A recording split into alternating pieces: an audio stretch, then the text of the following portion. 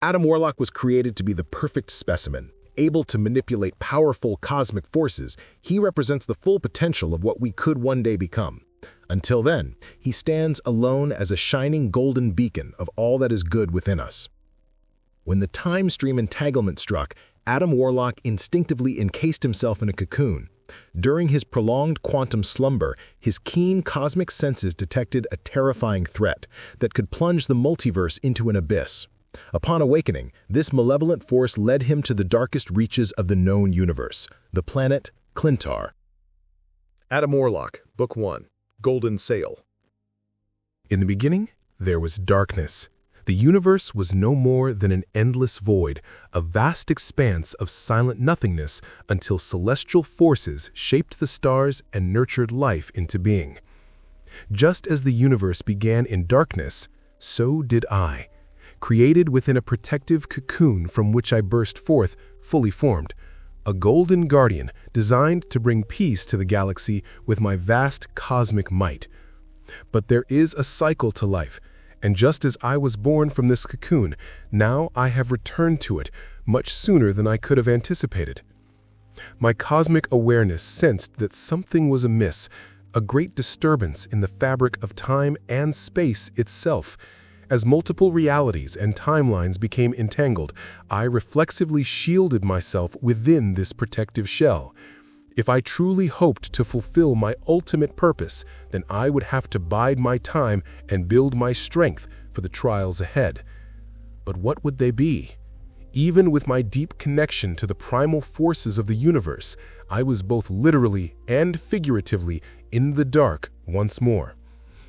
As I slumbered within my restorative sheath, it became a wayward vessel floating through the cosmos. I was no longer in control of my own destiny, merely a passenger adrift on the currents of fate. The silence out among the stars brought a sense of tranquility I had not experienced since before my birth. The serenity would not last long. Adam. A voice called my name, echoing not in my ears, but inside of my mind. Whoever was calling me was reaching out across the void with a psyche even more powerfully attuned than my own. "We are not so different, you and I," the voice continued. "We both slumber while the multiverse burns around us. Some gods we are." As the powerful words pulsed within my brain, an image began to form in my mind's eye. A man confined to a sacred chamber.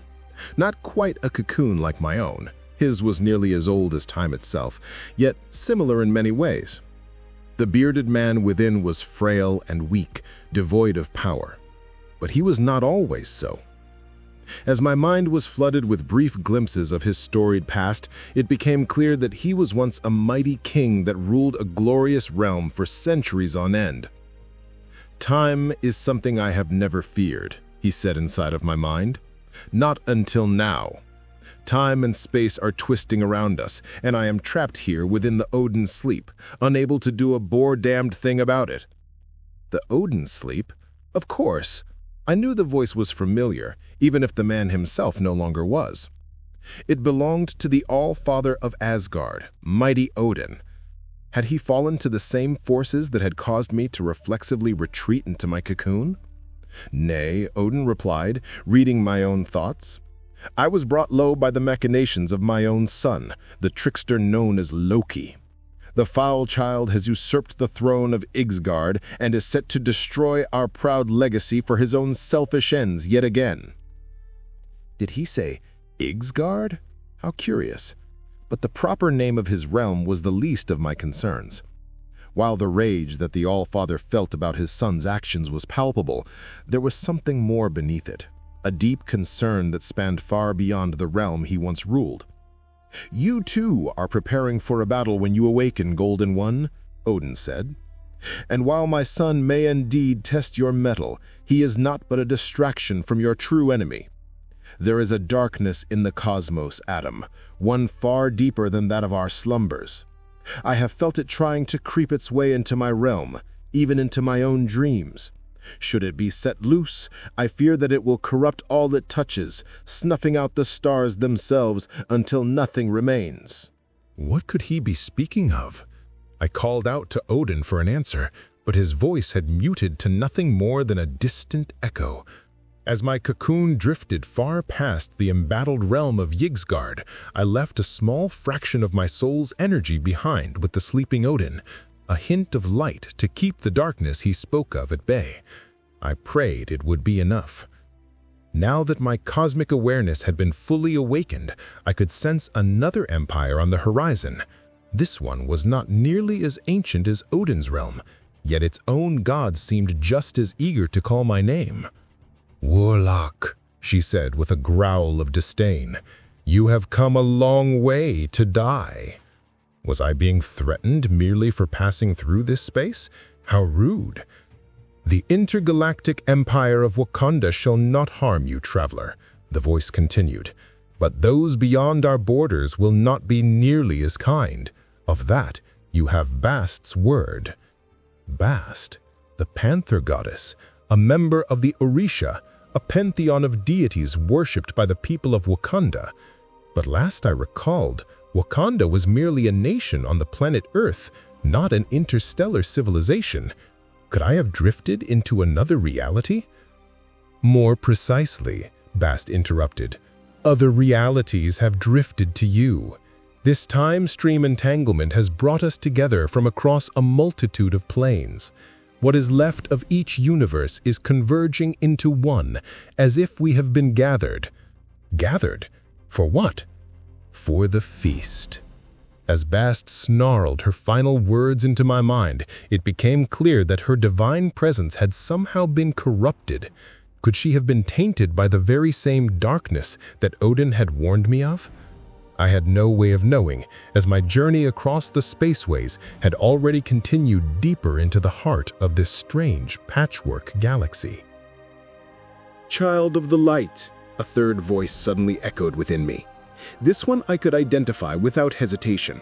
It spoke with such raw power that it could only belong to a celestial, an ancient being spawned at the dawn of time. But yet, even though its words passed through my consciousness with tremendous force, they were softer than other celestials I had encountered. Muted, faded, like distant memories. "You would be wise to listen, lest my fate end up being yours as well," the celestial implored, though I had little choice to give it anything less than my undivided attention. "As you know, we celestials were born at the beginning of all that is," it continued, "but we were not the first. There was a primordial force that came before us, a creature of pure darkness, so powerful that he could strike down any who threatened to shed light upon the endless oblivion he ruled. Even the celestials themselves?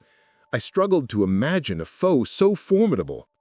Few can wrap their minds around his nihility, and yet here I am, slain by his sword, with nothing left of me but an empty husk and the echoes of consciousness. But there was more than just the remains of a fallen celestial in the void beyond my cocoon. I could sense that now. There was also a hint of corruption, not unlike the one that had tainted Bast. But this was not found in the disembodied mind of the slaughtered celestial. Rather, it lingered on the great being's lifeless body, like an infected sore that had been festering for millennia. You feel him too. His tainted touch has stained my corpse for eons. But now, as time collapses around us, he has awoken once more, eager to revel in the oncoming oblivion. I have called out to others like you, great cosmic forces, ancient warriors, even the gods themselves, for help in containing his eternal blackness, but they have either retreated or succumbed to his poison. Perhaps you will fare better." Hoping the celestial was right, I reached out with my mind, desperate to identify the source of this cosmic impurity. But my thoughts became clouded as I heard the celestial scream a final warning. "Beware, child of light, he has found you." Who? Who has found me? The celestial did not answer, but another voice did, with a tone 1,000 times darker than the blackness within my cocoon. "No." As he spoke his own name, I could feel his dark tendrils digging into my mind. This ruler of the void, this king in black, had awakened somewhere and was dragging me towards him. Try as I might, I could not escape his grip. "Do not give up hope, child," the celestial said, its voice rapidly fading. "You will not be alone." Suddenly, a burst of cosmic fire erupted through the heavens, producing a flash so brilliant that it permeated the walls of my cocoon. The light lasted only a second, but its unusual shape forever burned itself into my mind. A majestic bird, its flaming wings spanning across the cosmos. Before I could process what had happened, the vessel that was meant to protect me now hurtled through space towards a destination unknown. My body was still confined, but my mind was in a heightened state. Where there had once been blinding light, now darkness and despair had slithered their way in. I was overcome with images of the horrors that Null had once committed and those he had yet to unleash upon the universe. I could see his past and his future, but what of his present? That, it seemed, was shrouded in mystery, a void greater than Null himself. Suddenly, my journey across the galaxy came to a violent end as my vessel made impact against a most unusual surface. Was this a planet? No, I could feel it writhing around me as if it were alive. And more, I could feel Null's sinister presence closer than ever. Wherever I was, he was as well. Before my cocoon could be dragged beneath the churning sea of oblivion surrounding it, a single crack appeared above me. Where before there was nothing, now there was the faintest glow, the faintest hope.